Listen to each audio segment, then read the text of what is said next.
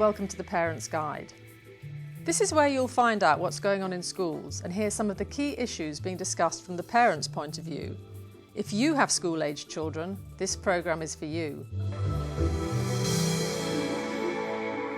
We'll be focusing on primary science with two parents, Kieran Monaghan and Maria Rose.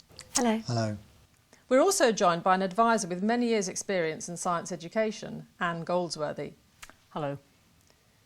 We've been looking at programmes from Teachers TV and we'll be showing some extracts during our discussion. These programmes were made for teachers, but they also open up a window for parents to look into classrooms and see what's going on in schools today. In our first extract, we visit the classroom of a newly qualified teacher, Helen Ackerman, who uses the story of Little Bear to teach 5 to 6-year-olds about light.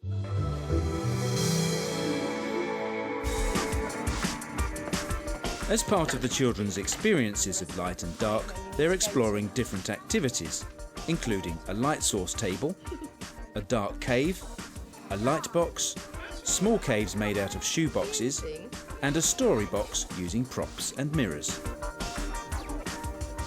Sam and Laura are predicting which of the coloured stick people they'll be able to see in the cave with no light source. That's right, we've got some questions here to help you with your prediction. Which ones? You'll be able to see the silver one. Yeah. Do you? This one here? Yeah. You'll be able to see him in And the white one. in the dark. Why do you think you'll be able to see him in the dark? Because cornflour is really really shiny in the dark. You mean foil? Yeah. Foil's really shiny. Right, OK. Where do you want to put that then? All right, you're predicting that this one will be one we can see in the dark.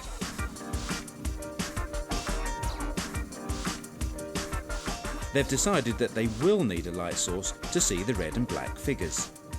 All the figures have already been placed in the cave. Sam and Laura are now testing to see which figures they can find without a light source to help them. No, yeah, I found that now found yellow. No, I've got yellow. Well, that was white one. We haven't covered our up this, haven't we? I made the dark ones. We're making the village first. Yeah, Mrs. Palmer was a bit slow there, wasn't she?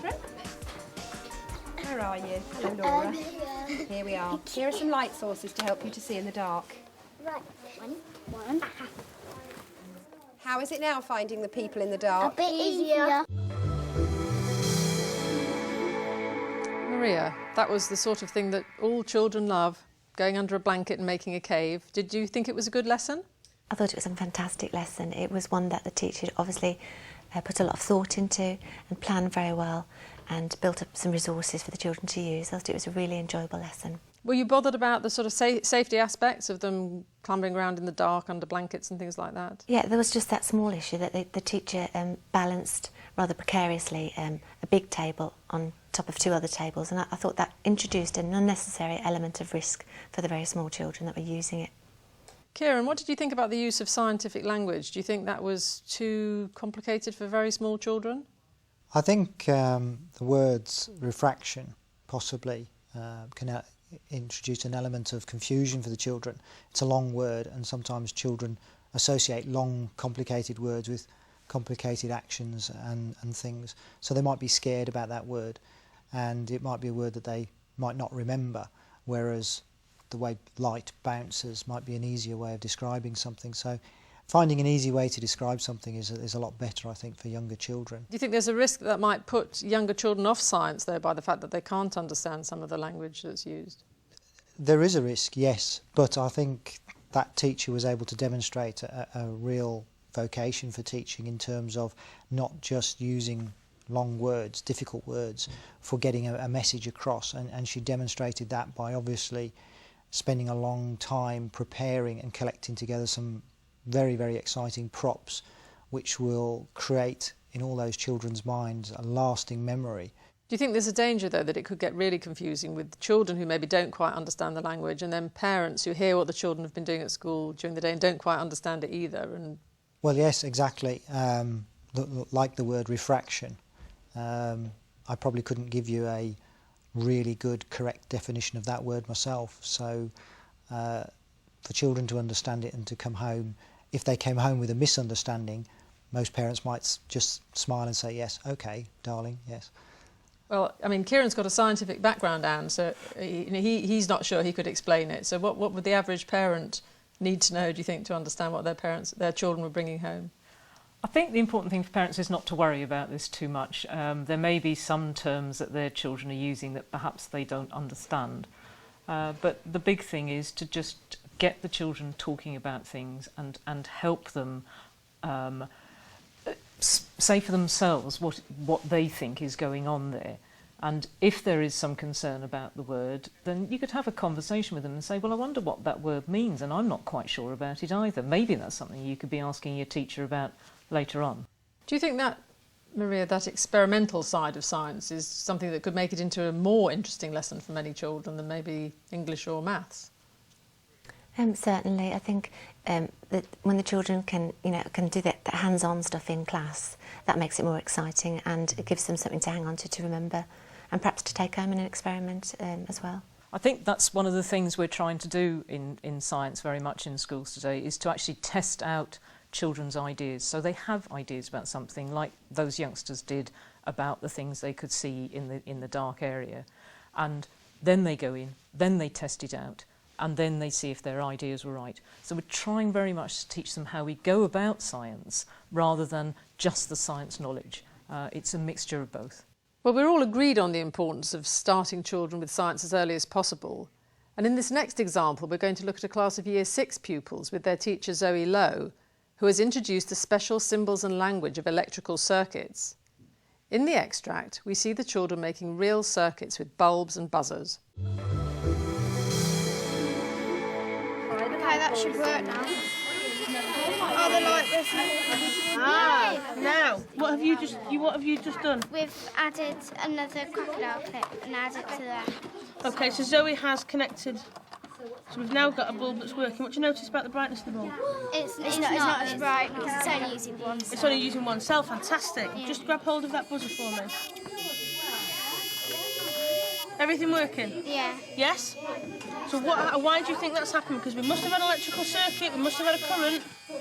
You've now got almost two, haven't you? You've almost created two separate circuits, but running from the same. Fantastic. Let's disconnect before I get a headache. Draw that and write me down what you did. Was that battery and have a switch on? We had an extra battery to try and light the bulb and it didn't work as well. Have you added the battery or a cell? A cell. Thank you. Jake, look at our switch. Oh, cool.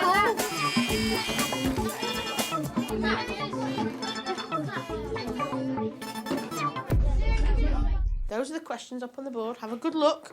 You're going to have a chat with your partner in a minute, and I'm going to give you about a minute and a half. You are going to tell me what your partner said.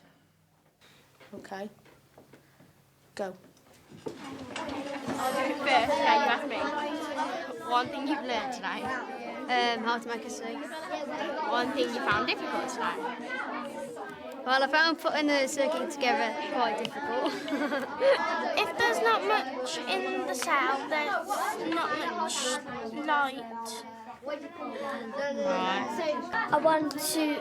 learned how to draw and do the symbols correctly. I found it difficult when we tried to collect them all together. Kieran, what did you think of that lesson? I guess I had mixed reactions to that, because I was a little bit disappointed by the type of equipment that was being used and the items that the teacher used to instruct the children, because I thought they were just too boring and old-fashioned, if you like. But sometimes maybe keeping it simple is a good way of doing it.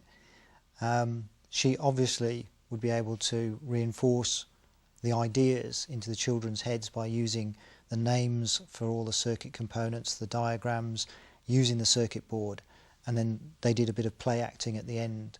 So I thought it was a good class, but I thought perhaps some of the ideas were stagnant. Maria, do you agree with that? Did you see the lesson in the same way as Kieran?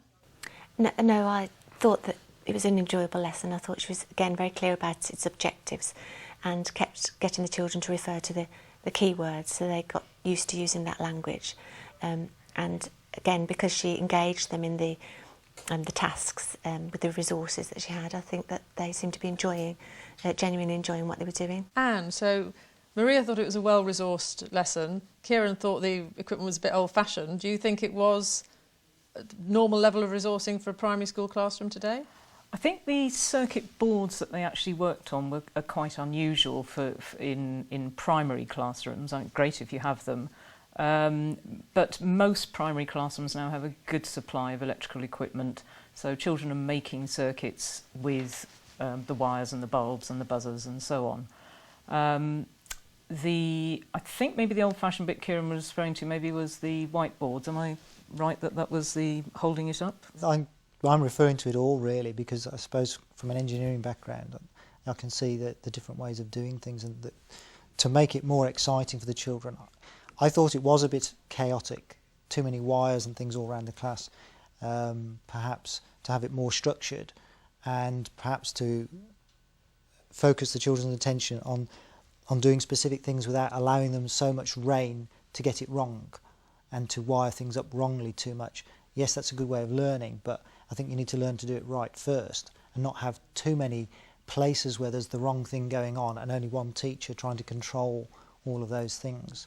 There's quite a fundamental point there about his teaching style, though, and in science in particular, allowing children to experiment and maybe make mistakes. Is that the right way to do it or the wrong way to do it? I think you need to be clear always what the lesson objective was, and in this lesson she was trying to get across the idea of symbols and relating those to the components.